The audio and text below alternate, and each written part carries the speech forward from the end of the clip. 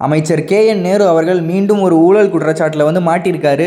அது என்னன்னா, கடந்த டிசம்பர் 3ஆம் தேதி அமலாக்கத்துறை அதாவது இடி ஒரு கடிதம் எழுதியிருக்காங்க. யாருக்குன்னா தமிழ்நாடு தலைமைச் செயலாளர், DGP, லஞ்ச ஒழிப்புத்துறை இயக்குனர் இவங்க 3 பேத்துக்கும் ஒரு கடிதம் எழுதியிருக்காங்க. அந்த கடிதத்தில் நகராட்சி நிர்வாகத்துறையில் இருக்க பொது கழிப்பறைகள், துப்புரவு தொழிலாளர்களை அவுட் சோர்சிங் முறையில் தேர்வு செய்தல், நபார்டு திட்டங்கள், கிராம சாலைகள், நீர் ஏரி வேலைகள் போன்ற ஒவ்வொரு ஒப்பந்தத்திலிருந்தும் லஞ்சம் வாங்கியிருக்காங்க அப்படின்னு சொல்லி இடி ஒரு குற்றம் சாட்டியிருக்காங்க. கிட்டத்தட்ட இதுல மட்டும் 1020 கோடி வரை அமைச்சர் நேரு லஞ்சம் வாங்கியிருக்காரு. யார் மூலம்னா அவரோட உறவினர்கள் மூலம் பார்ட்டி ஃபண்ட் என்ற அடிப்படையில், அதாவது கட்சி நிதின்ற பேர்ல இந்த லஞ்சத்தை வாங்கியிருக்காங்க. இது சம்பந்தப்பட்ட 252 பக்க முழு ஆவணங்களை நாங்க இணைச்சிருக்கோம் அப்படின்னு சொல்லி இடி இந்த கடிதம் அனுப்பியிருக்காங்க. ஸோ இது சம்பந்தப்பட்டமா FIR நீங்க பதிவு செய்யுங்க அப்படின்னு சொல்லி தமிழக அரசு இடி வலியுறுத்திருக்காங்க.